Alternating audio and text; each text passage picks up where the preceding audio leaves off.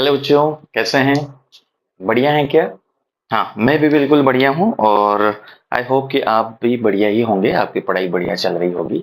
आज हम एक नया चैप्टर स्टार्ट करने वाले हैं जिसका नाम है वर्क पावर और एनर्जी। क्लास 11 फिजिक्स का ये चैप्टर है। वर्क पावर और एनर्जी काफी इंटरेस्टिंग चैप्टर है और काफी लंबा चलने वाला चैप्टर है। लंबा इन द सेंस कि हमारी लाइफ में जब भी हम साइंस की फील्ड में वर्क करेंगे, ये तीनों टर्म्स आपको हमेशा दिखाई देती रहेगी, है ना? वर्क क्या है, पावर क्या है, एनर्जी क्या है। इसमें सबसे ज्यादा इंपॉर्टेंट टर्म आप देखिए, कंपैरिजन करें, वैसे तो सभी है but work and energy, work and energy, ये दो ऐसी टर्म हैं जो अब हमें पता चल गया है कि ये दोनों लगभग लगभग सेम है। किसमें सेम है? इनके यूनिट सेम, इनके डायमेंशन फॉर्मूला सेम है। और क्या सेम है? वर्क को एनर्जी में और एनर्जी को वर्क में कन्वर्ट भी किया जा सकता है, यानी कि work and energy are interchangeable. Work and energy are interchangeable, ये एक दूसरे में बदल सकते हैं, एक दूसरे में चेंज करे जा सकते हैं। एनर्जी को एक फॉर्म से दूसरे फॉर्म में चेंज किया जा सकता है। छोटी छोटी से पहले डेफिनेशन सीखें कि आपने क्लास 10th में क्या सीखा होगा। आपने क्लास 10th में इनकी डेफिनेशन क्या सीखी होगी? जैसे कि वर्क क्या है, तो वर्क इज अ प्रोडक्ट सीखा होगा। Work is a product of force into displacement. Work is a product of force into displacement. ठीक, ये हमने कहा कि वर्क यदि किसी बॉडी के ऊपर फोर्स लगाया जाए और बॉडी डिस्प्लेस हो रही है तो उसको हमने क्या नाम दिया? वर्क। पावर क्या कहा? पावर को इस तरीके से हमने समझा कि rate of doing work, rate of doing work, rate of doing work, इसका नाम हम रखने वाले हैं पावर। और एनर्जी क्या है? एनर्जी है sir capacity of doing work, capacity of doing work. जरा इन टर्म्स को पहले आप अपने दिमाग में ठीक से समझे तो हम स्टार्ट करेंगे इसको। पहले ठीक से समझे कि मैं क्या समझाने वाला हूं। मैं ये कहने वाला हूं कि वर्क क्या है, तो आपने कहा force into displacement, force into displacement. पर इसमें थोड़ा सा और डीप स्टडी करेंगे। क्या हमेशा फोर्स और डिस्प्लेसमेंट वर्क होगा, या फिर डिस्प्लेसमेंट होगा तो ही वर्क होगा? अगर डिस्प्लेसमेंट नहीं हुआ तो वर्क होगा कि नहीं हुआ? फोर्स होगा, फोर्स अगर नहीं हुआ तो वर्क होगा कि नहीं होगा? फोर्स जब लगाया जाएगा, जिस पॉइंट पर लगाया जाता है उसको बोलते हैं पॉइंट ऑफ एप्लीकेशन। तो कुछ और वेराइटीज इसके अंदर हमें देखने को मिलेगी। So first work. पावर के बारे में थोड़ा सा कंफ्यूजन है। पावर मतलब आप ऐसा समझ लो किसी हैवी हैवी चीज की बात कर रहे हैं, हैवी टर्म की बात कर रहे हैं। पावर हैवी टर्म नहीं है। देखो इसका क्या नाम है? Rate of doing work. Rate of doing work, जो जितना फास्ट काम कर रहा है उसकी पावर उतनी ज्यादा है। पावर का संबंध ताकत से नहीं है। मैं उस पावर की बात नहीं कर रहा, है ना? वो बहुत पावरफुल इंसान है, पावरफुल इंसान है मतलब भाई वो बहुत ज्यादा काम कर रहा है, मतलब हेवी काम नहीं कर रहा है, वो कम टाइम में ज्यादा काम कर रहा है। पावरफुल पर्सन मतलब कम टाइम में ज्यादा काम करना। पावर के डेफिनेशन को आप इधर मत कनेक्ट कर देना बच्चे, है ना? साइंस में कहा कि यदि कोई चीज बहुत फास्टली काम कर रही है, इसका मतलब उसकी पावर बहुत ज्यादा है। जैसे कंप्यूटर को हमने, computer is a powerful machine. Powerful machine क्या करता है? क्या पावरफुल क्या लोगों को उठाता है इस तरीके से, हैवी चीजों को उठाता है? नहीं। पर यूनिट टाइम में या पर सेकेंड वो मल्टीपल वर्क, या ये कहें कि रेट ऑफ डूइंग वर्क उसकी ज्यादा है, वो पर सेकेंड में बहुत ज्यादा काम कर सकता है। दैट्स वाई वो पावरफुल है, उसकी पावर ज्यादा है, रेट ज्यादा है, उसकी काम करने की रेट ज्यादा है। जस्ट लाइक अगर मैं आपसे कहूं कि मुझे कोई काम करना है, मैं उस काम को कर रहा हूं, और मान लो कि वही काम कोई मशीन भी कर रही है। जस्ट लाइक कि मुझे कहीं पर एक गड्ढा करना है, गड्ढा होल करना है, तो मैं जैसे काम कर रहा हूं, मैं गड्ढा करने गया तो मुझे 4 दिन लग गए। वही काम मशीन ने 4 मिनट के अंदर कर दिया होगा। कोई मशीन के पास क्या ज्यादा है? पावर। काम तो उतना ही हुआ, परंतु मुझे ज्यादा समय लगा, उसको कम समय लगा। मेरे काम करने की रेट कम थी, उसके काम करने की रेट ज्यादा थी, इसलिए उसकी पावर ज्यादा है और मेरी पावर कम है। ये है पावर। नेक्स्ट टर्म है एनर्जी। भाई कोई भी चीज दुनिया में अगर किसी तरीके का वर्क कर सकती है, या उसमें कार्य करने की कोई सी भी क्षमता है, तो उसको आप एनर्जी कहेंगे। उसके पास कैपेसिटी है जिससे वो वर्क कर सकती है। उसके पास कैपेसिटी जिससे वो क्या कर सकती है बच्चे, वर्क कर सकती है। तो आ जाए ये कुछ टर्म्स जो हमें ठीक से याद रहे तो हमारा चैप्टर का शुरुआत सही होगा, और चैप्टर का शुरुआत सही हो गया तो फिर मुझे उम्मीद है कि आप सारी चीजें सीख जाएंगे। The first term is work. The first term in this chapter we study about the work. Work क्या है, कैसे डिफाइन किया गया, तो वही वर्क इस तरीके से समझे। वैसे तो ये डॉट प्रोडक्ट है, कहा जाए तो dot product of F and S. भाई F is the force, S is the displacement. Force और डिस्प्लेसमेंट का डॉट प्रोडक्ट है जिसको आपने वर्क कहा। फोर्स और डिस्प्लेसमेंट का डॉट प्रोडक्ट है जिसको हमने क्या कहा है, वर्क कहा हुआ है।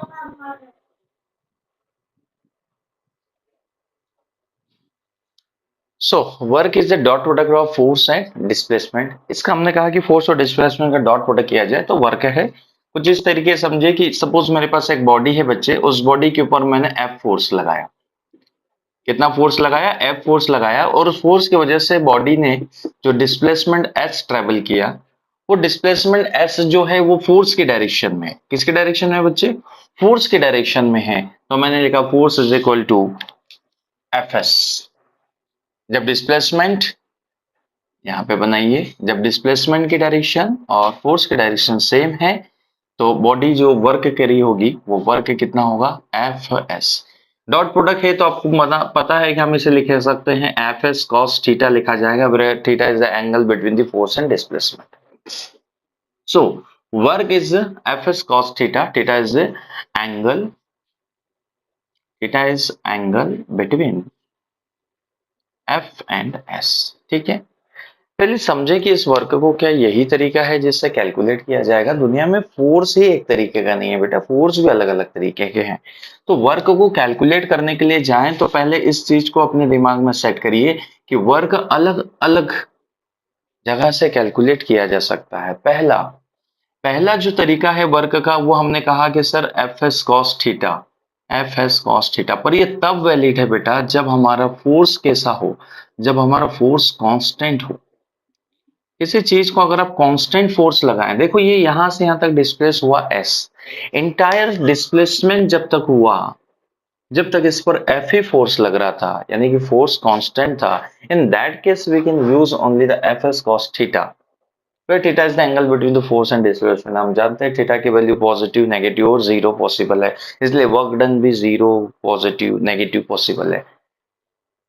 जब कांस्टेंट फोर्स हो तो वर्क निकालने का फॉर्मूला ये है, लेकिन जब फोर्स वेरिएबल हो, वेरिएबल फोर्स हो तो हमें वर्क निकालने के लिए integration of F dot DS करना पड़ेगा, जहां पर एफ कैसा है बच्चे, वेरिएबल। एफ कैसा है, वेरिएबल। सर ये वेरिएबल फोर्स कहां देखने को मिलेगा, बेटा वेरिएबल फोर्स तुम्हें वहां देखने को मिलेगा, जस्ट मान ले कि मेरे पास एक स्प्रिंग है और स्प्रिंग को जब मैं खींचूंगा तो स्प्रिंग जो फोर्स लगाएगा वो कितना फोर्स लगाएगा, के x, where x is elongation and k is a spring constant। और नेगेटिव फोर्स आता है ये, अरे हाँ कि ना, अगर आप इधर खींचेंगे तो स्प्रिंग इधर की तरफ फोर्स लगाएगा। स्प्रिंग का फोर्स नेगेटिव फोर्स है। मैं यहाँ पर ये बताना चाह रहा हूँ कि force is depend on x, यानी कि स्प्रिंग को जैसे जैसे आप खींचना स्टार्ट करोगे वैसे वैसे वो जो फोर्स लगा रहा है वो भी धीरे धीरे बढ़ता जाएगा। वो वेरिएबल फोर्स है, वो कांस्टेंट नहीं है। ग्रेविटेशनल फोर्स देखो कांस्टेंट है हर जगह, mg, हर जगह mg, पर स्प्रिंग फोर्स कांस्टेंट नहीं है। तो जब फोर्स वेरिएबल हो तो हमें वर्क निकालने के लिए इंटीग्रेशन की मदद लेना पड़ेगी। किसकी मदद लेंगे, इंटीग्रेशन की। और इसी को ग्राफ से भी कैलकुलेट किया जा सकता है। तो work is area of, area of force displacement graph. ये दूसरा तरीका है जहां से आप वर्क को कैलकुलेट करेंगे। पहला तरीका फोर्स कांस्टेंट है, एफ एस कॉस थीटा। दूसरा तरीका यदि फोर्स वेरिएबल तो इंटीग्रेशन एफ डी एस। यहां पर भी वेक्टर तो लगाना ही चाहिए हमें जब फोर्स वेरिएबल हो। और क्या निकाल सकते हैं, एरिया, एफ एस ग्राफ का एरिया, यानी फोर्स डिस्प्लेसमेंट ग्राफ का जो एरिया है, फोर्स डिस्प्लेसमेंट ग्राफ का जो एरिया कवर्ड है बच्चे, वो तुझे वर्क कैलकुलेट करके दे सकता है। This is the work. अरे आया क्या, बहुत बढ़िया। तीसरा तरीका जिससे वर्क और कैलकुलेट किया जा सकता है, जिसके बारे में आप सब जानते हैं, वो तरीका ये है बच्चे, जिसको बोलते हैं वर्क एनर्जी थ्योरम। अगर कहीं वर्क हुआ है, मैं ऑल द फोर्सेस की बात कर रहा हूँ ना, क्योंकि वर्क में फोर्स और डिस्प्लेसमेंट होगा तो डिस्प्लेसमेंट का भी इंपॉर्टेंस है, फोर्स का भी इंपॉर्टेंस है। तो जितने भी फोर्स अगर किसी बॉडी पर लग रहे हैं, उन्होंने जो भी वर्क किया हुआ है, वो वर्क उसकी सिर्फ काइनेटिक एनर्जी में चेंज के बराबर है। इसी को हम आगे नाम देंगे बेटा, इसका नाम है work energy theorem. Work done by all the forces, मैं भी सारे फोर्सेस की बात करूंगा, क्योंकि बॉडी पर एक से ज्यादा फोर्स भी लग सकते हैं। तो work done by all the forces equal to change in kinetic energy. It means यदि काइनेटिक एनर्जी में चेंज नहीं हुआ, तो हम कहेंगे कि बॉडी के ऊपर कोई वर्क नहीं हुआ है। तो ये कुछ ओवरव्यू है जिससे हमें पता चलता है कि वर्क को कैलकुलेट करने के लिए मैक्सिमम टाइम अगर हमें फोर्स न दिया हो, तो हम काइने वर्क एनर्जी थ्योरम के बारे में सोचे, या फिर हम कंजर्वेशन ऑफ एनर्जी के बारे में कुछ सवालों की चर्चा भी करेंगे, जिसमें बहुत आसानी से वर्क को कैलकुलेट किया जा सकता है। तो वर्क कैलकुलेट करने के लिए हमारे पास डिफरेंट वे है। पहला तरीका हमने कहा कि work is a dot product. Work is a dot product. ये कब है? जब वर्क कैसा हो बच्चे, फोर्स कैसा हो मेरा, कांस्टेंट। फोर्स कैसा हो? कांस्टेंट। बहुत बढ़िया। और देखो, हमने कहा वर्क ये है। वर्क के बारे में और क्या जानते हैं भाई? एक और चीज समझो, जो नेचर ऑफ वर्क है, जो नेचर ऑफ वर्क में कहूं, वो बेटा तीन तरीके का हो सकता है। आइदर वर्क डन आपका पॉजिटिव हो सकता है, आइदर वर्क डन मेरा नेगेटिव हो सकता है, आइदर मेरा वर्क डन हो सकता है जीरो। यानी वर्क डन के तीन टाइप पॉसिबल है, पॉजिटिव, नेगेटिव और जीरो। पॉजिटिव वर्क डन मतलब क्या है? सोचिए, जब किसी बॉडी को ऐसे डिस्प्लेस किया जाए और उस पर एफ फोर्स लगे, उन दोनों बीच का एंगल थीटा है, और थीटा की वैल्यू अगर लेस देन 90 है, और थीटा लेस देन 90 यानी कि कॉस थीटा फर्स्ट क्वाड्रेंट में है, और कॉस थीटा अगर फर्स्ट क्वाड्रेंट में है, तो वर्क डन इज पॉजिटिव, क्योंकि वो पॉजिटिव नंबर देगा। तो जब थीटा मेरे पास एक्यूट होगा, तो मेरा वर्क डन पॉजिटिव होगा। वर्क डन कैसा होगा? पॉजिटिव। फोर्स और डिस्प्लेसमेंट के बीच का एंगल लेस देन 90 होना, मैं जीरो नहीं कह रहा हूं। जीरो होगा तब तो मैक्सिमम फोर्स होगा। दूसरा मेरे पास नेगेटिव वर्क डन है। समटाइम हमें देखने को मिलेगा कि हम फोर्स कहीं और लगा रहे हैं। देखो कितना अजीब टाइप की बात सिखा रहे हैं सर, है ना? फोर्स कहीं और लगा रहे हैं, बॉडी कहीं और डिस्प्लेस हो रही है। Is it possible? Yes. Is it? ये पॉसिबल है कि आप फोर्स कहीं और लगाएं और बॉडी कहीं और डिस्प्लेस हो, क्योंकि आप वर्क निकाल रहे हैं। आप वर्क निकाल रहे हैं, तो आप जिस फोर्स का यूज कर रहे हैं, वो कौन सा फोर्स है? एक बॉडी पर एक से ज्यादा फोर्सेस लग सकते हैं। अगर मैं आपसे कहूं कि एक कार है, जो आगे की तरफ एफ फोर्स से चल रही है, और उसके तरफ वो जहां चल रही है, वहां पर फ्रिक्शन है बच्चे, तो फ्रिक्शन कहाँ लग रहा होगा? पीछे। अगर मैंने आपसे पूछा कि फ्रिक्शन ने वर्क डन कितना किया, तो फ्रिक्शन का वर्क डन पॉजिटिव आएगा, नेगेटिव आएगा कि जीरो आएगा? नेगेटिव वर्क डन आएगा। बॉडी कहाँ डिस्प्लेस हो रही है? आगे। कार कहाँ जा रही है? आगे। फ्रिक्शन फोर्स कहाँ लग रहा है? पीछे। तो वर्क डन बाय फ्रिक्शन क्या आएगा? Negative. Work done by friction negative, इसका पॉजिटिव आएगा। सो जब थीटा, थीटा इज एंगल, जब थीटा जो एंगल है बच्चे वो ग्रेटर देन 90 हो जाए, इन दैट केस हम ये पाएंगे कि वहां पर वर्क डन नेगेटिव है। मैक्सिमम केसेस में होता है, बहुत केसेस में। जब आप किसी को ऊपर उठा रहे हैं, जस्ट लाइक मैंने किसी ऑब्जेक्ट को ऊपर की तरफ उठाया, जब मैं ऊपर उठा रहा हूं, तो ग्रेविटी कहाँ वर्क कर रही होगी? नीचे। mg कहाँ लग रहा होगा? नीचे। ऑब्जेक्ट जा कहाँ रहा है? ऊपर। इन that case work is negative. External force का वर्क डन पॉजिटिव है, पर ग्रेविटी का वर्क डन नेगेटिव। तो जब angle is greater than 90, the work done is negative. And the zero work done is a very very important when the force and displacement are perpendicular to each other। जब force और displacement एक दूसरे के ऊपर बच्चे 90 degree पर होंगे, इन that case work done is zero. देखो यहाँ पे वर्क को समझना जरूरी है। ऐसा कभी कहीं जरूरी नहीं लिखा हुआ है कि फोर्स और डिस्प्लेसमेंट होगा तो वर्क होगा ही होगा। देख, फोर्स भी है, डिस्प्लेसमेंट भी है, पर वर्क नहीं हुआ, क्योंकि इन दोनों के बीच का एंगल भी बड़ा इंपॉर्टेंट रोल प्ले करता है। तो आपने एग्जाम्पल सुना हो कि यदि मैं किसी लगेज को अपने सर पे रख के चल रहा हूं, तो ग्रेविटी कहाँ लग रही होगी? नीचे। और ऑब्जेक्ट डिस्प्लेस कहाँ हो रहा है? हॉरिजॉन्टल, कुछ इस तरीके से सर पे रख के चल रहे हैं इधर। ग्रेविटी कहाँ लग रही है? नीचे। वर्क डन कितना आया? 0।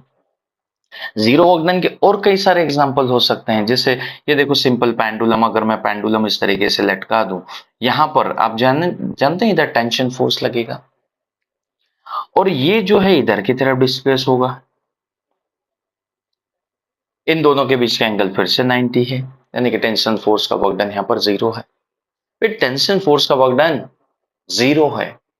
ऐसा ही आप वहां पर भी देख सकते हैं कि जब कोई बॉडी सर्कुलर पाथ में घूम रही होगी तो सेंट्रीपिटल फोर्स उसके सेंटर की तरफ लग रहा होगा, जबकि बॉडी का डिस्प्लेसमेंट इधर रहा होगा। इन that case the work done bye centripetal force is 0। तो वर्क डन 0 हो सकता है, भले ही फोर्स हो, डिस्प्लेसमेंट हो, तब भी वर्क डन 0 हो सकता है। अगर उनके बीच का एंगल कितना है बच्चे?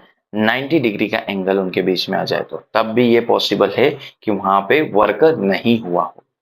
पर इसका मतलब ये नहीं कि वहां पर पावर या एनर्जी ट्रांसफर नहीं हुई, वो किसी और एंगल से ट्रांसफर हो सकती है, किसी और मायने में ट्रांसफर हो सकती है।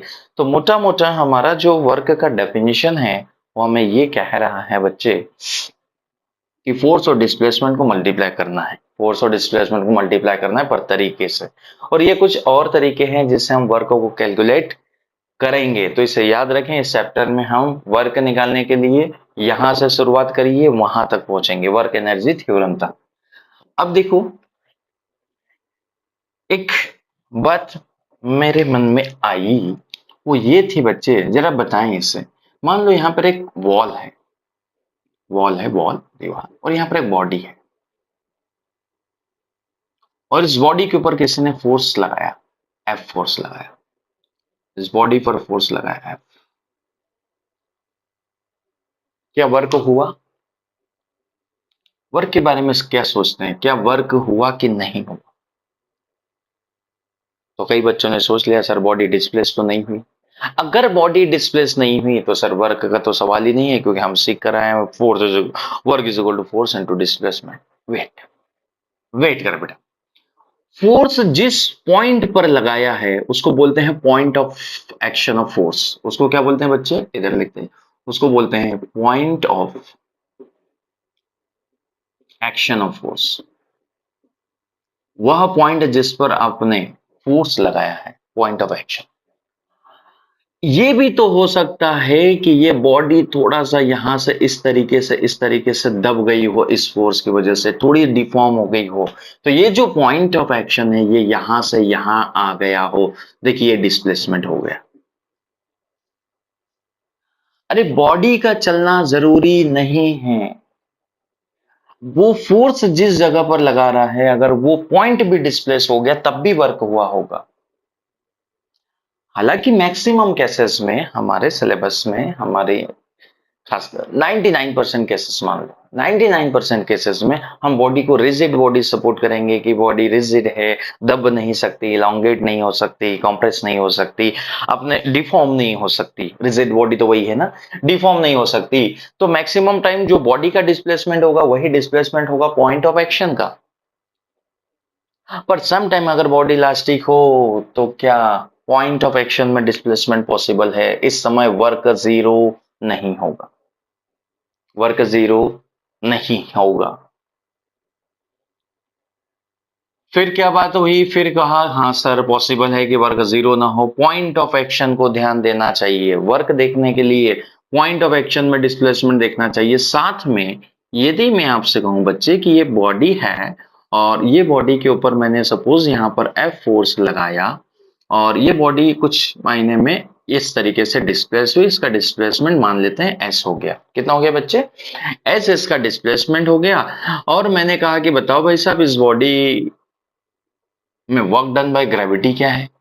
सारी फोर्सेस का वर्क डन मैंने आपसे पूछ लिया कि work done by all the forces, यानी कि सारे फोर्सेस ने क्या वर्क किया वो निकालिए इंडिविजुअली। यानी कि work done by normal force, work done by gravitational force, work done bye F force.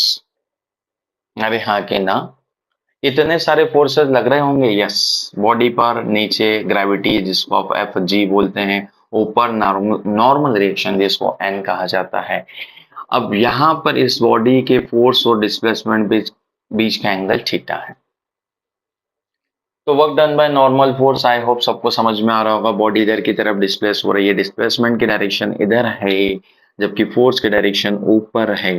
Normal force कहाँ लग रहा होगा? ऊपर, डिस्प्लेसमेंट इधर। एंगल कितना है बच्चे? 90 डिग्री। वर्क डन क्या आया? जीरो। इसका वर्क डन क्या आया? जीरो। इसका वर्क डन क्या आया भाई? यहां पर देख, फोर्स कहाँ है बच्चे? नीचे। बॉडी कहाँ जा रही है? आगे। इसका वर्क डन भी जीरो। अरे 90 डिग्री है बच्चे, पाई/2 एंगल, वर्क डन जीरो। तीसरा फोर्स एफ। अब ये जो फोर्स है एफ, जरा ध्यान से देखो। क्या इस एफ फोर्स की वजह से अगर मैं बॉडी को देखूं कि बॉडी किधर चल रही होगी, तो बॉडी को तो इधर चलना चाहिए क्योंकि फोर्स तो इधर लग रहा है। ये बॉडी इधर जाना चाहिए ना, क्योंकि फोर्स इधर लग रहा है, पर ये बॉडी तो आगे की तरफ जा रही है। तो यहां पर जो वर्क निकालने को कहा जाएगा एफ फोर्स की वजह से, जो वर्क निकालने को कहा जाएगा, उसमें आप एफ इंटू एस करोगे कि F into S cos theta करोगे? फोर्स इधर लग रहा है तो बॉडी इधर की तरफ जाना चाहिए ना, बॉडी तो आगे की तरफ जा रही है। तो हम इन दैट केसेस हम फोर्स के दो कंपोनेंट इमेजिन करते हैं। देखना ये टर्म कैसे बनी है। हम फोर्स के दो कंपोनेंट इमेजिन करते हैं कि एक कंपोनेंट इधर रहा होगा जिसका नाम होगा एफ कॉस थीटा, जिधर थीटा उधर कॉस थीटा, और एक कंपोनेंट ऊपर रहा होगा जिसका नाम होगा एफ साइन थीटा। इसको बोलते हैं हॉरिजॉन्टल कंपोनेंट, यानी कि ये है एफ एक्स और ये है बच्चे एफ वाई। अब मैं आपसे कहूं कि वर्क डन आपने निकाला एफ की वजह से, अलग अलग निकालो। वर्क डन बाय एफ का x component, work done bye F का वाई कंपोनेंट निकालिए। इसका एक्स कंपोनेंट कितना है बेटा? F cos theta. डिस्प्लेसमेंट कितना है? S. This is the component of force in direction of displacement. In the direction of displacement, वही फोर्स का वो कंपोनेंट उठा जो डिस्प्लेसमेंट के डायरेक्शन में है, तो ये है component of force in the direction of displacement. Like इसी से बना है एफ एस कॉस थीटा। अरे हाँ कि ना, F S cos theta.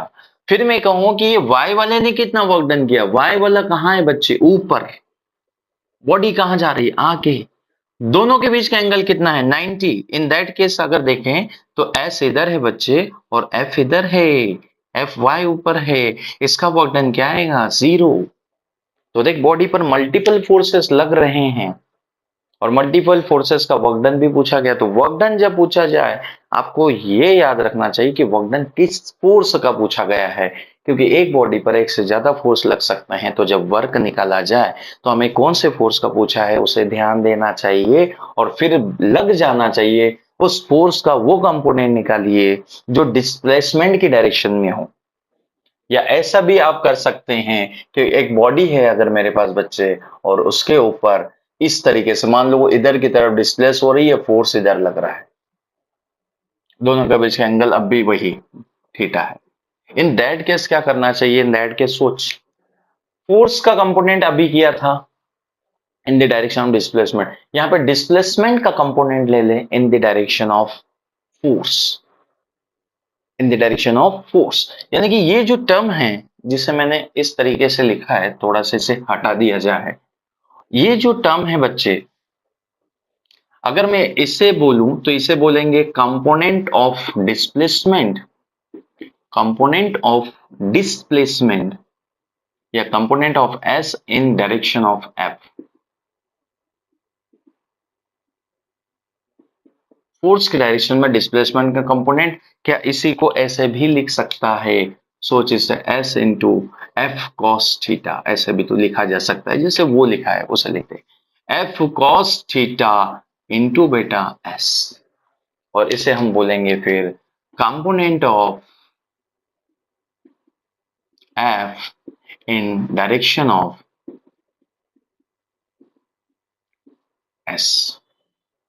Force का कंपोनेंट चाहिए डिस्प्लेसमेंट के डायरेक्शन में, या फिर डिस्प्लेसमेंट का कंपोनेंट चाहिए फोर्स के डायरेक्शन में।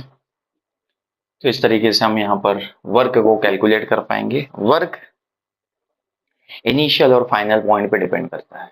देखो वर्क में एक टर्म कौन से जुड़ी है बेटा? डिस्प्लेसमेंट। डिस्प्लेसमेंट के लिए जो बातें ट्रू है वो सारी बातें लगभग लगभग वर्क के लिए भी ट्रू है। क्यों? सुनना जरा ध्यान से। जो डिस्प्लेसमेंट है वो पाथ पर डिपेंड नहीं करता, इसका मतलब वर्क डन भी पाथ पर डिपेंड नहीं करता। नो मैटर बॉडी एक जगह से दूसरी जगह ट्रांसफर हुई तो रास्ता क्या था, किस पाथ से आई, उस पर वर्क डन डिपेंड नहीं करता। फिर डिस्प्लेसमेंट ही पाथ पर डिपेंड नहीं करता, that's why work done path पर डिपेंड नहीं करता। एग्जाम्पल के तौर पे अगर मैं कहूं ये ए है ये बी है, तो इधर से गया इधर से गया इधर से गया, डिफरेंट पाथ हो सकते हैं और डिस्प्लेसमेंट तो एक ही होगा एस। तो जो वर्क करना पड़ा होगा कहां से कहां जाने में बच्चे, ए से बी जाने में, वो किसी भी रास्ते से जा, वर्क डन पाथ पर डिपेंड नहीं करता, वर्क डन पाथ पर डिपेंड नहीं करता, इनिशियल पर डिपेंड करता है, फाइनल पर डिपेंड करता, नो मैटर वो कहां से गया। दूसरी बात, भाई जो डिस्प्लेसमेंट टर्म है थोड़ा सा हम समझें इसे। एक्सेलरेटेड फ्रेम में, या ये कहो कि डिस्प्लेसमेंट की वैल्यू डिपेंड करती है फ्रेम ऑफ रेफरेंस पर। यस, डिस्प्लेसमेंट की वैल्यू किस पर डिपेंड करती है बेटा, फ्रेम ऑफ रेफरेंस पर। जरा इसे हटा दूं, कॉपी कर लिया, अरे हाँ या ना। Force into displacement, F S cos theta, theta is angle between force and displacement. What is work done, work done के टाइप पॉजिटिव नेगेटिव और जीरो। पॉजिटिव कब, जब इनके बीच का angle less than 90, greater than 90। Negative work done, negative work done के example, जब आप किसी को ऊपर की तरफ उठा रहे हैं तो work done by gravity negative है। जब आप किसी को टेंशन खींच रहे हैं तो टेंशन खींच आगे रहा, हो सकता है कोई चीज पीछे की तरफ जा रही हो तो नेगेटिव है, work done by friction force negative है। तीसरा 90 डिग्री एंगल, तीसरा क्या याद रखोगे, 90 डिग्री एंगल है तो वर्क डन क्या है बेटा, जीरो। वर्क डन निकालने के लिए हमने क्या कहा, फोर्स देखना चाहिए और पॉइंट ऑफ एक्शन पे डिपेंड करता है कि जहां फोर्स लगा वो पॉइंट डिस्प्लेस हुआ कि नहीं हुआ, वर्क डन उससे डिसाइड किया जाता है। फिर कौन से फोर्स का वर्क डन निकालना है, क्योंकि एक बॉडी पर एक से ज्यादा फोर्स लग सकते हैं। तो आई होप कि आप सब ने कॉपी कर लिया होगा, नहीं किया है तो थोड़ा बैक में जाएं और इसको कॉपी करते रहें। सुनने से नहीं होगा, करने से जरूर होगा। कॉपी पेन लेके बैठे और लिखते रहें बच्चे, जो चीज आपको अच्छी लगे। तो हमने कहा वर्क के बारे में, भाई वर्क डिपेंड्स ऑन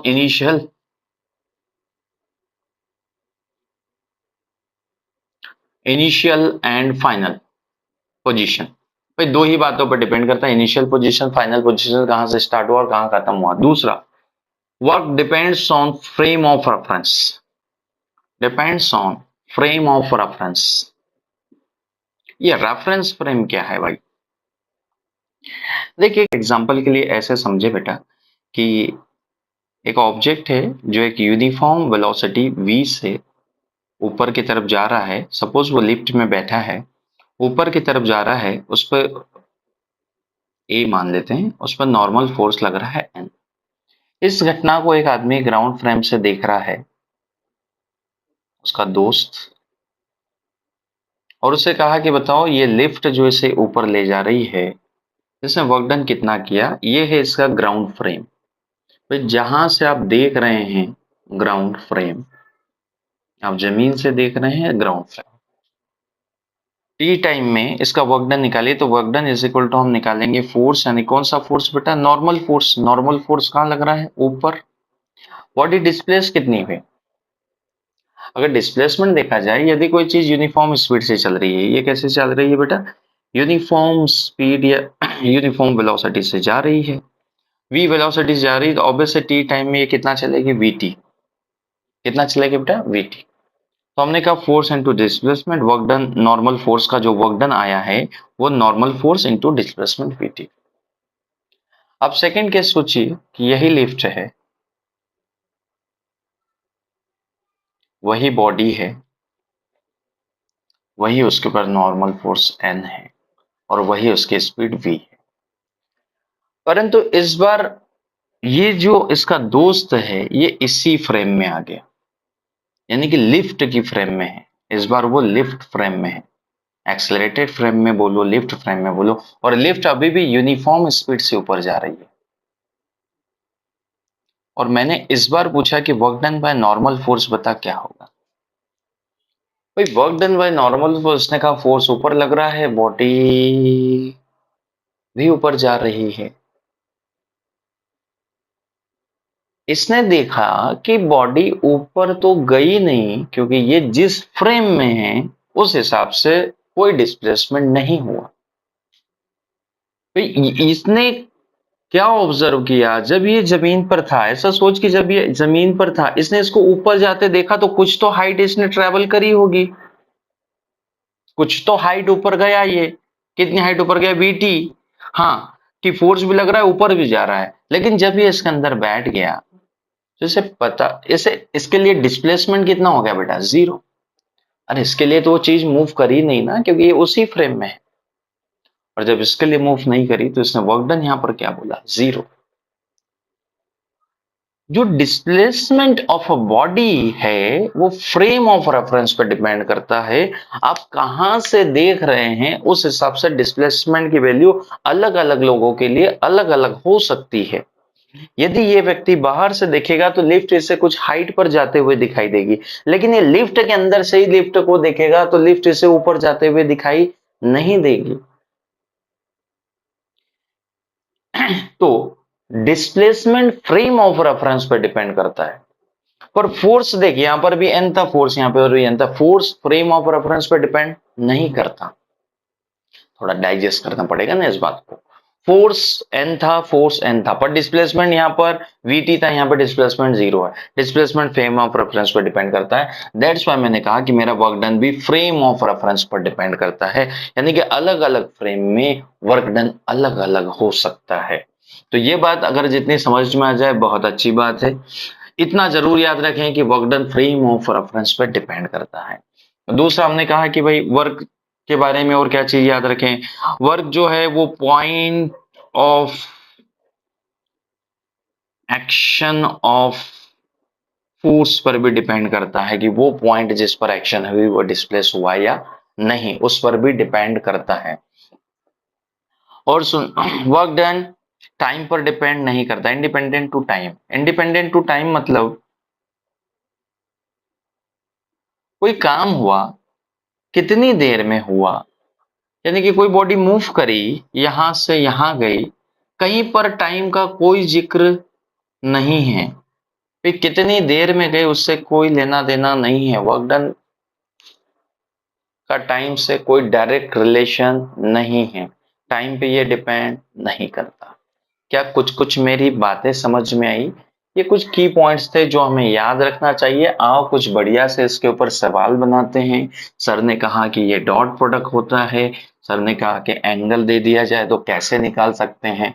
तो कुछ सवालों से इसको और हम डीप में समझें। तो मैंने कुछ यहाँ पे क्वेश्चन लिखे हैं, कुछ इस तरीके से मान लेते हैं कि हमारे, इसे भी हटा दो, ये डॉट प्रोडक्ट हो गया भाई साहब। अब हमारे बच्चों को डॉट प्रोडक्ट आता है नहीं, लेट्स चेक।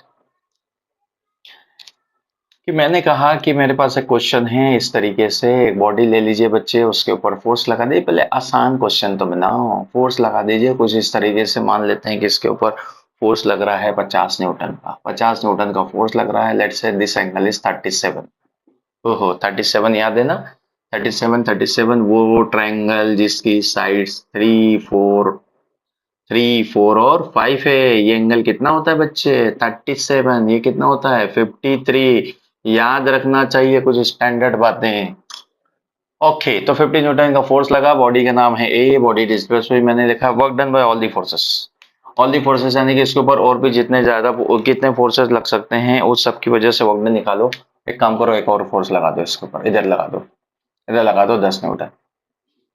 ठीक है, तो मुझे क्या चाहिए बच्चे, मुझे चाहिए वर्क डन बाय 50 न्यूटन, मुझे चाहिए वर्क डन बाय 10 न्यूटन, मुझे चाहिए work done by normal force, मुझे चाहिए work done by gravitational force. चलो शुरू हो जाओ, शुरू हो जाओ। Work done by 50 newton, work done by 10 newton, work done by gravitational और work done by normal force. बताएं आ गया क्या? 50 न्यूटन बोलो भाई। सर ने क्या कहा कि फोर्स का कंपोनेंट लेना चाहिए in the direction of displacement. अरे सर डिस्प्लेसमेंट तो दिया नहीं। मान लिए बॉडी को डिस्प्लेस भी हुई, कितना डिस्प्लेस करा दो इस बॉडी को, कुछ ले लो नंबर, कितना डिस्प्लेस हुई, 2 मीटर ले लो, बॉडी 2 मीटर डिस्प्लेस हुई। हाँ तो बताओ वर्क डन क्या आएगा, वर्क डन इसका फोर्स का component in the direction of displacement. Displacement इधर है तो कंपोनेंट इधर की तरफ लिया जाए बच्चे, क्या होगा, इसका कंपोनेंट इधर आएगा 50 cos 37, 50 cos 37 इंटू 2। भाई आंसर तो उससे भी आ जाएगा जिससे आप सोच रहे हैं। किससे सोच रहे हैं सर, अगर मैं इसको एफ एस कॉस थीटा कर देता तो आ जाता। मैंने इसको क्या लिखा है, मैंने इसको लिखा है F cos theta into S. याद कर, मैंने कहा फोर्स का वो कंपोनेंट लेना है जो उसको चला रहा है। ये कहां जा रहा है, आगे। इस फोर्स के दूसरे कितने कंपोनेंट है, एक हॉरिजॉन्टल एक वर्टिकल है। वर्टिकल वाला अगर चला रहा होता तो कहां जाता है, ऊपर ना, या आगे जा रहा है तो उसको हॉरिजॉन्टल वाला चला रहा है। अरे आया कि नहीं आया भाई, यस सर नो। चलो बहुत बढ़िया। तो जरा अब इसे सॉल्व करें। ऐसे भी निकाला जा सकता है, ऐसे भी निकाला जा सकता है, ऐसे भी निकाला जा सकता है। वैल्यू रखो 50 cos 37, cos 37 यहां से निकाल बच्चे। cos 37 की वैल्यू, cos 37, cos क्या होता है, बोल बोल बोल, बेस अपॉन में हाइपोटेनियस, बेस अपॉन में हाइपोटेनियस यानी कि 4/5। अरे 4/5, cos 37 की वैल्यू डाल दीजिए 4/5 इंटू डिस्प्लेसमेंट कितना हुआ बच्चा, 2 मीटर। यहाँ पे 2 डाल दीजिए, इसने इसको मार दिया, 5 10 आ गया, 40 और 80 joule. The work done by 50 joule, 50 newton force is 80 joule. दूसरा work done by 10 newton, 10 newton यानी कि फोर्स इंटू डिस्प्लेसमेंट। जरा ध्यान से देख, एफ एस कॉस थीटा अगर लगाए बच्चे तो यहाँ पर एफ एस और थीटा जो है डिस्प्लेसमेंट आगे है, फोर्स पीछे है। कॉस थीटा की जगह कॉस क्या 180 रखना चाहिए। कॉस 180 की वैल्यू नेगेटिव, cos 180 इज -1, तो वर्क डन माइनस आएगा, यानी कि minus of F into S. Minus of F की वैल्यू 10 है, एस की वैल्यू 2 है, माइनस ऑफ 20 जूल का वर्क डन इस फोर्स ने किया होगा, परंतु उसका वर्क डन नेगेटिव आएगा। पता भी चल रहा है क्योंकि वो उधर लग रहा है और डिस्प्लेसमेंट कहाँ हो रहा है बच्चे, आगे की तरफ हो रहा है, तो इसका work done negative. Normal force का वर्क डन मुझे पता है 0। क्यों 0 बच्चे, ध्यान से देख, नॉर्मल फोर्स लग रहा होगा ऊपर और बॉडी जा रही है बेटा आगे। Work done by normal force क्या लिखना चाहिए, आंसर आएगा 0, क्योंकि एक दूसरे के ऊपर परपेंडिकुलर है, N is perpendicular on S. Same to same gravitational force का भी वर्क डन 0। क्यों 0, ग्रेविटेशनल कहाँ लग रहा है बच्चे, नीचे, बॉडी कहाँ जा रही है, आगे की तरफ। एंगल कितना है, π/2, यानी कि F G is perpendicular to S, यानी कि फोर्स और डिस्प्लेसमेंट एक दूसरे के ऊपर 90 डिग्री पर खड़े हैं। दैट्स वाई इनका क्या आंसर आने वाला है, इनका आंसर आने वाला है 0। क्या आंसर आएगा, 0 आएगा इसका आंसर। क्या बात समझ में आई, कैसे रिजॉल्व करना है, डिस्प्लेसमेंट को मैंने कैसे यूज किया। बहुत बढ़िया। एक और क्वेश्चन देखो, यदि मैं आपसे कहूं कि t बराबर 0 पर, एक अच्छा सवाल है, एग्जाम्पल नंबर 9। बच्चे कोई बॉडी है, जब समय 0 था बॉडी का डिस्प्लेसमेंट 0 था। जब समय 0 था तो बॉडी का डिस्प्लेसमेंट 0 था, बॉडी रेस्ट में थी। आपको निकालना है, आपको निकालना है इसमें कुछ कुछ वैल्यू ले लेते हैं कि बॉडी पर 10 न्यूटन का फोर्स लग रहा है, बॉडी 10 किलोग्राम की है। Work done by 10 Newton after 2 second. अब निकालो जरा। एक बॉडी है बच्चे जिस पर 10 न्यूटन का फोर्स लग रहा है, उसका बॉडी का मास 10 केजी है। टी बराबर 0 पर बॉडी का डिस्प्लेसमेंट 0, ये एज्यूम कर लीजिए कि बॉडी टी बराबर 0 पर रेस्ट में थी। आफ्टर 2 सेकेंड बाद इस 10 न्यूटन फोर्स ने इसको कितना आगे किया होगा, फोर्स निकालेंगे, डिस्प्लेसमेंट निकालेंगे और वर्क कैलकुलेट करेंगे। तो वर्क कैलकुलेट किया जाए, कैसे निकालेंगे? सोचिए, सोचो भाई, कैसे निकालेंगे, कितना चल लेगी। थोड़ा सा मैंने इसमें काइनेमेटिक्स ऐड कर दिया है, यानी कि आपको डिस्प्लेसमेंट पता होगा तो आप काम चला लेंगे, क्योंकि मुझे वर्क चाहिए बेटा। वर्क के लिए फोर्स इनटू डिस्प्लेसमेंट। एक बात तो तय है, फोर्स आगे लग रहा है तो बॉडी भी आगे जाएगी। इन दोनों के बीच का एंगल कितना होगा? cos 0, cos 0 की वैल्यू 1, यानी कि फोर्स आएगा F इंटू एस। अगर कहीं से डिस्प्लेसमेंट पता चल जाए तो मेरा काम बन जाएगा F इंटू एस। डिस्प्लेसमेंट कहां से लेकर आओगे बेटा? डिस्प्लेसमेंट का अगर आप इसमें इक्वेशन ऑफ मोशन लगाएं, हाफ आई टी स्क्वायर, क्योंकि इनिशियली तो उसको रेस्ट में माना था, इनिशियली ये रेस्ट में थी, उसका यू 0 होगा तो हाफ ए टी स्क्वायर। क्या यहां से पता चल सकता है? हाफ ए टी स्क्वायर यानी कि हाफ। एक्सेलरेशन भी तो पता नहीं है, पर सोच, एक्सेलरेशन की जगह फोर्स और मास दे के रखा है। हम तो बड़े ज्ञानी बच्चे हैं। Force upon mass is equal to acceleration.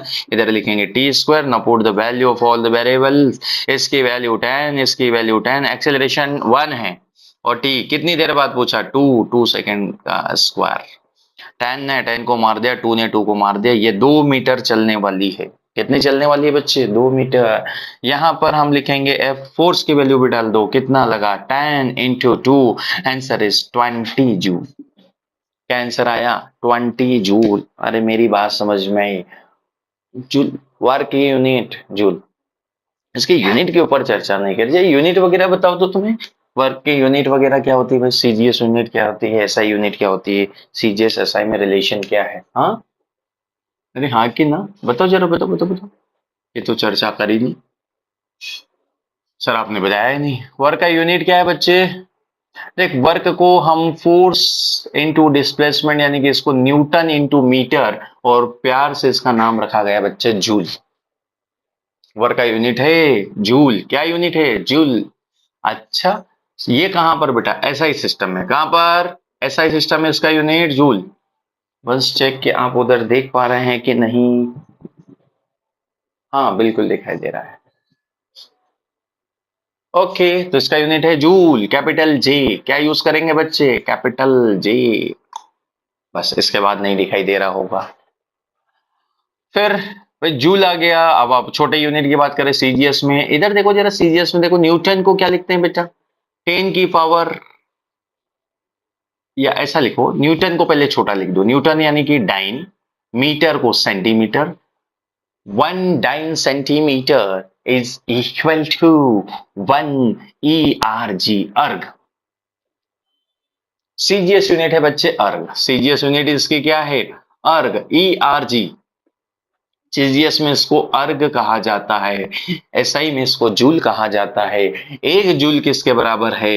यदि किसी बॉडी पर 1 न्यूटन का फोर्स लगाया जाए और बॉडी 1 मीटर चल दे तो उस पर किया गया वर्क 1 जूल होगा। सीजीएस में बोलो कि यदि किसी बॉडी पर 1 डाइन का फोर्स लगाया जाए और बॉडी 1 सेंटीमीटर मूव करे तो उस पर किया गया वर्क 1 अर्ग है। और जरा समझे बच्चों एक रिलेशन को। वो रिलेशन ये कहता है, डाइन हाउ मच, न्यूटन को लिखो, न्यूटन में हाउ मच डाइन? 10 की पावर 5 डाइन। अरे हाँ कि ना? मीटर 10 की पावर 2 सेंटीमीटर। अरे हाँ कि ना? तो हमारे पास क्या बना बच्चे? 10 की पावर 5 और 10 की पावर 2, यानी कि 10 की पावर 7 डाइन सेंटीमीटर। क्या इसी को हम अर्ग कहते हैं? और क्या इसे हम जूल कहते हैं? तो 1 जूल इज इक्वल टू 10 की पावर 7 अर्ग। 1 जूल इज इक्वल टू 10 की पावर 7 अर्ग। और बता जरा, एक दो चीजें और बता दे। हाँ, क्या बताएगा? बता जरा, इसका डायमेंशन फॉर्मूला बता, स्केलर वेक्टर क्या है ये बता जरा। क्योंकि मैं ये मान के चलता हूँ कि आप बड़े प्यारे बच्चे हैं, थोड़ा बहुत आप पढ़ते होंगे, पर आपने मेरे को बताया कि आपने बिना पढ़े लिखे, समझे क्या? चलो बताओ बताओ बताओ बताओ। बोलो, जूल और ml2 t की पावर -2 कहाँ से आया भाई? फोर्स का रख दो, डिस्प्लेसमेंट का रख दो। फोर्स का एम एल टी की पावर -2, डिस्प्लेसमेंट का टी एल, डिस्प्लेसमेंट का एल, ये डायमेंशन फॉर्मूला डालिए तो you will get the dimension formula of work. Work ऐसी क्वांटिटी है, वैसे तो हम बता चुके हैं। कहाँ बताया है सर आपने? बेटा सबसे फर्स्ट में बताया था कि ये दो वेक्टर्स का डॉट प्रोडक्ट है, दैट्स वाई ये स्केलर क्वांटिटी है। दो वेक्टर का डॉट प्रोडक्ट है तो वर्क हमारे पास कैसी क्वांटिटी बच्चे? स्केलर है। वर्क में जोड़ने घटाने के लिए किसी तरीके के वेक्टर लॉ को यूज नहीं करते हम। ये स्केलर टाइप की क्वांटिटी है, फोर्स और डिस्प्लेसमेंट का डॉट प्रोडक्ट मिलकर बना हुआ है। क्या मेरी बात समझ में आई? अरे हाँ कि ना? तो एक क्वेश्चन मैं आपको देता हूँ, आप इस क्वेश्चन के ऊपर अपने समय बिताएं और इसे सॉल्व करें बच्चे। क्वेश्चन ये है कि अब अपने चूंकि डॉट प्रोडक्ट को भी जरा चेक कर लें, क्या हम वेक्टर से डॉट प्रोडक्ट सीख कर आए हैं कि नहीं। मैंने कहा बच्चे कि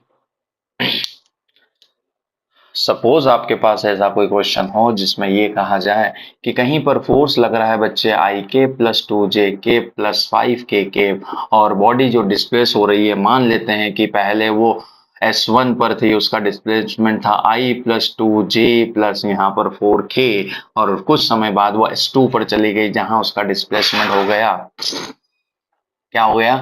हो गया, मान लेते हैं कि ये हुआ -of I के प्लस 2 जे के प्लस 3 के। तो बताओ वर्क डन बाय फोर्स, इस फोर्स ने वर्क डन कितना किया? तो आपको वर्क निकालना है। क्या निकालना है बच्चे? वर्क।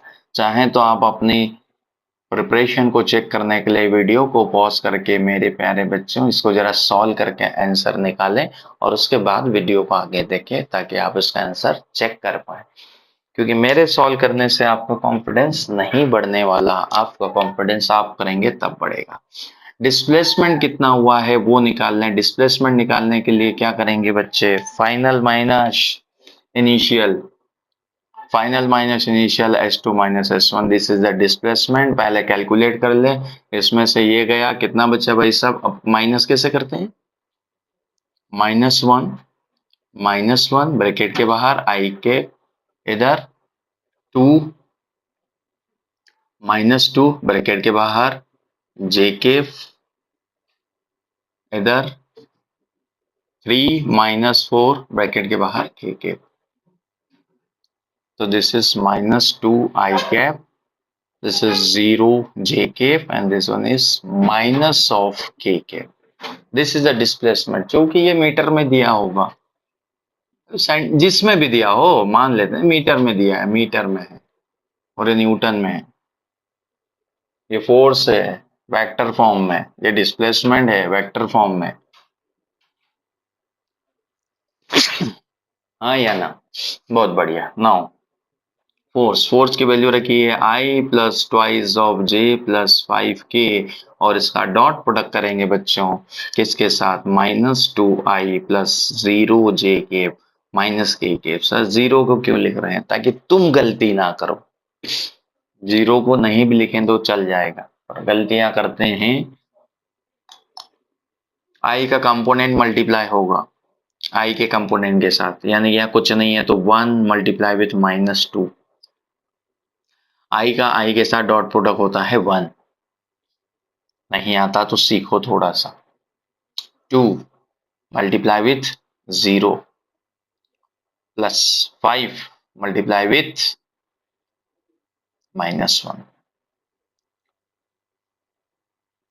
-2 0 -5, answer is -7 joule. भाई वर्क डन जो आया वो -7 जूल आया है हमारे पास। तो जब वेक्टर का डॉट प्रोडक्ट दिया जाए तो ऐसा करना चाहिए, जब वेक्टर के बीच में एंगल वगैरह दिया जाए तो ऐसा, एंगल दिया जाएगा तो कुछ इस तरीके से डील करेंगे। यहाँ पे कोई एंगल दे दिया, मान लो 53 दे दिया, इधर दे दिया, इधर डिस्प्लेसमेंट दे दिया 5 मीटर दे दिया, इधर 2 मीटर, इधर 2 न्यूटन दे दिया। अब आपको कहा कि वर्क निकालिए, तो आप वर्क निकालने के लिए फिर यहाँ क्या यूज करेंगे, work is equal to F S cos theta. भाई ये फॉर्मूला और ये फॉर्मूला सेम है, बट यहाँ वेक्टर फॉर्म में है तो आपको ऐसे डील करना चाहिए। क्योंकि यहाँ पर हमारे पास मैग्नीट्यूड ऑलरेडी गिवन है, तो हम ऐसे डील करेंगे, एंगल दिया हुआ है। क्या मेरी बात तुम्हारी समझ में आई प्यारे बच्चों? अरे हाँ या ना? Last question for this video. Uniform velocity से एक ब्लॉक है बेटा जिसका मास m है। If a block move with uniform velocity, find the work done by the applied force during the displacement d of the block. Coefficient of friction भी यहाँ पर mention है बेटा, जिसकी वैल्यू म्यू है। एक ब्लॉक है जिसका मास m है और जो एक यूनिफॉर्म वेलोसिटी से चल रहा है और उसका डिस्प्लेसमेंट d है। कितना डिस्प्लेसमेंट बच्चे? d। तो you have to find the work done by the applied force. Work done by the applied force, ये जो फोर्स F लग रहा है इसने कितना इसके ऊपर वर्क डन किया वो आपको निकालना है। भाई वर्क डन अगर आपको निकालना है तो कुछ चीजें पहले समझ लें। जैसे इसने लिखा है यूनिफॉर्म वेलोसिटी, बेटा यूनिफॉर्म वेलोसिटी वो है जब बॉडी के ऊपर नेट फोर्स जीरो लग रहा होगा, है ना। जब बॉडी के ऊपर नेट फोर्स जीरो है, जब बॉडी पर नेट फोर्स जीरो है तो बॉडी या तो हो सकती है रेस्ट में, या फिर हो सकती है बच्चे वो कहां पर, यूनिफॉर्म मोशन में। यूनिफॉर्म मोशन में याद रखना, जब नेट फोर्स जीरो है तो बॉडी दो जगह पर आपको मिल सकती है, या तो वो रेस्ट में है। न्यूटन फर्स्ट लॉ कहता है कि यदि बॉडी पर फोर्स ना लगे तो अपनी स्टेट में चेंज नहीं कर सकती। तो अगर वो रेस्ट में है तो रेस्ट में रहेगी, अगर वो मोशन में है तो वो मोशन में रहेगी, जब तक कि उस पर एक्सटर्नल फोर्स ना लगे। उस पर नेट फोर्स जीरो अगर है तो वो इन दो सिचुएशन में मिल सकती है।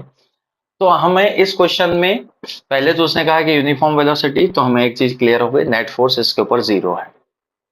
दूसरी, बॉडी ने डिस्प्लेसमेंट डी किया, हमें निकालना है वर्क डन। क्या निकालना है बच्चे? Work done. तो जब मैं वर्क डन निकालने के लिए गया तो वर्क डन के लिए मुझे चाहिए फोर्स इनटू डिस्प्लेसमेंट। पर फोर्स इनटू डिस्प्लेसमेंट यानी कि आपको फोर्स का वो कंपोनेंट चाहिए या डिस्प्लेसमेंट का वो कंपोनेंट चाहिए जो फोर्स के डायरेक्शन में हो, डी। यानी कि इसे चाहो तो मैं लिख सकता हूं F S cos theta, F S cos theta. या फिर फोर्स का वो कंपोनेंट जो डिस्प्लेसमेंट के डायरेक्शन हो, तो F cos theta into S. Displacement कितना हुआ इस क्वेश्चन में देखें तो डिस्प्लेसमेंट की वैल्यू डी है। डिस्प्लेसमेंट की वैल्यू कितनी है बच्चे? डी। और फोर्स की वैल्यू एफ है और कॉस थीटा। अगर मुझे कहीं से फोर्स पता चल जाए कि ये फोर्स कितना है तो मैं इसका वर्क डन निकाल पाऊंगा। तो फोर्स निकालने के लिए हमने ये सोचा कि बॉडी बच्चे इक्विलिब्रियम में होगी। क्यों होगी सोच, क्योंकि बॉडी के ऊपर नेट फोर्स जीरो है। बॉडी पर नेट फोर्स कितना है? जीरो। और क्यों जीरो है? क्योंकि ये यूनिफॉर्म वेलोसिटी से चल रही है। बॉडी का एक फ्री बॉडी डायग्राम बनाते हैं हम, जिसमें उसके ऊपर लगने वाले फोर्सेस को डिजाइन किया जाए। एक फोर्स नीचे लग रहा होगा mg, एक फोर्स ऊपर लग रहा होगा बेटा जिसको नॉर्मल फोर्स कहते हैं, जो ऊपर की तरफ लगेगा। एक पीछे की तरफ लग रहा है जिसका नाम है फ्रिक्शन फोर्स। याद है friction force? Mu into normal reaction, mu into normal reaction force मिलकर फ्रिक्शन बनाते हैं। और एक इसका आगे की तरफ फोर्स लग रहा है एफ कॉस थीटा। इसका कंपोनेंट करेंगे ना एफ कॉस थीटा। देखो देखो क्या किया मैंने, इसका कंपोनेंट आगे की तरफ एफ कॉस थीटा, इसका कंपोनेंट ऊपर की तरफ एफ साइन थीटा। एक फ्रिक्शन फोर्स पीछे की तरफ, friction force is equal to mu into N, एक नीचे एम जी, और एक फोर्स बचे ऊपर जिसे नॉर्मल फोर्स कहते हैं। एक फोर्स कौन सा बच गया? ऊपर दो फोर्स, एक एन और एक एफ। एक ऊपर की तरफ और लग रहा है जिसको बोलेंगे एफ साइन थीटा। तो भाई ये इसका फ्री बॉडी डायग्राम है जो इसके ऊपर लगने वाले 1 2 3 4 और 5 फोर्सेस को बता रहा है। 1 2 3 4 और 5, ये बॉडी है जिसका मास m है। अभी इक्विलिब्रियम में है तो नेट फोर्स जीरो है। नेट फोर्स जीरो मतलब एक्स डायरेक्शन में भी जीरो, वाई डायरेक्शन में भी जीरो। तो क्यों नेट का नेट फोर्स बैलेंस कर दिया जाए। भाई इसका जो एफ कॉस थीटा है वो म्यू एन के बराबर है, यानी कि मैं लिख सकता हूं F cos theta equals to mu N, net force zero in direction of X, X direction में नेट फोर्स को अपना जीरो लिख दिया, आगे एफ कॉस थीटा, पीछे म्यू इंटू एन। दूसरी इक्वेशन मेरे पास क्या बनेगी, दूसरी इक्वेशन मेरे पास वर्टिकल फोर्सेस को देखो, यानी कि दूसरी इक्वेशन में मैं आपको वर्टिकल फोर्सेस को जीरो लिखकर दिखाना है, तो वर्टिकल फोर्सेस को जीरो लिखो, ऊपर N plus F sine theta is equal to M G, normal N plus F sine theta ऊपर और एम जी कहा, नीचे। This is equation number first and this is equation number second. Now यहां से क्या करें, एफ की value निकालने की कोशिश करें, तो एफ की वैल्यू निकालने के लिए एक काम करते हैं कि इक्वेशन नंबर 2 से नॉर्मल रिएक्शन को इक्वेशन 1 में लाओ और इसे एन को एलिमिनेट करो। देखो जरा कैसे एलिमिनेट करेंगे, यहां से देखो F cos theta equals to mu into N, N की वैल्यू यहां से देखो बेटा कितनी, M G minus F sine theta, M जी